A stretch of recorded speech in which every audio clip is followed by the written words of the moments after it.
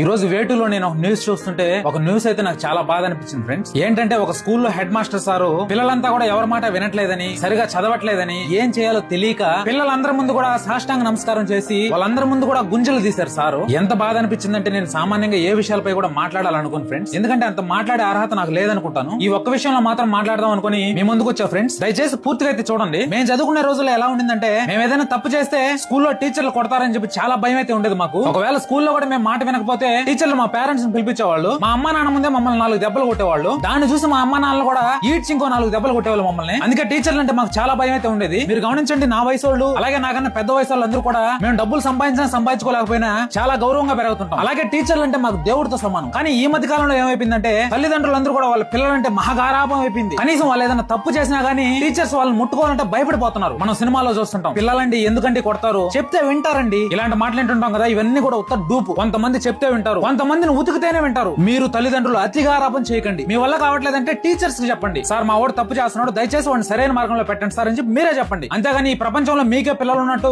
వాళ్ళని తీసుకుపోయి మీ నెత్తిని పెట్టుకుని అయితే పెంచొద్దు. అలా చేశారంటే వాళ్ళ జీవితంలో దేనికి పనికి రాకుండా పోతారు. నేనేమనుకుంటానంటే పిల్లల్ని మందలించడం అనేది టీచర్స్ కుంటే ఒక ప్రాథమిక హక్కు అని నేను అనుకుంటా. కొంతమంది సైకో టీచర్లు కూడా ఉంటారు, వాళ్ళ గురించి నేను మాట్లాడట్లేదు. ఇప్పుడు ఈ సార్నే చూడండి, ఆ పిల్లల్ని పట్టించుకోకపోయినా సరే ఆయన జీతం అయితే ఆయనకు వస్తుంది. కానీ ఎలాగోలా వాళ్ళని బాగుపరచాలని చెప్పి వాళ్ళందరి ముందు సాష్టాంగ నమస్కారం చేసి వాళ్ళందరి ముందు గుంజలు కూడా చేస్తున్నాడు సార్. ఎందుకు ఇలా చేస్తున్నారంటే ఆవేదన. వాళ్ళని ఏం చేయలేని స్థితిలో ఏ తప్పు చేయకపోయినా సరే చిన్న పిల్లల మధ్యలో గుంజలు పెడుతున్నాడు సార్. దయచేసి పేరెంట్స్ మారండి. నాకు అనిపించింది చెప్పా ఫ్రెండ్స్. దయచేసి నేను చెప్పిన దాంట్లో ఏమైనా తప్పు ఉంటే క్షమించండి. దయచేసి మీరైనా అతిగారాభం చేయకుండా పిల్లల్ని కాస్త భయంగా పెంచండి.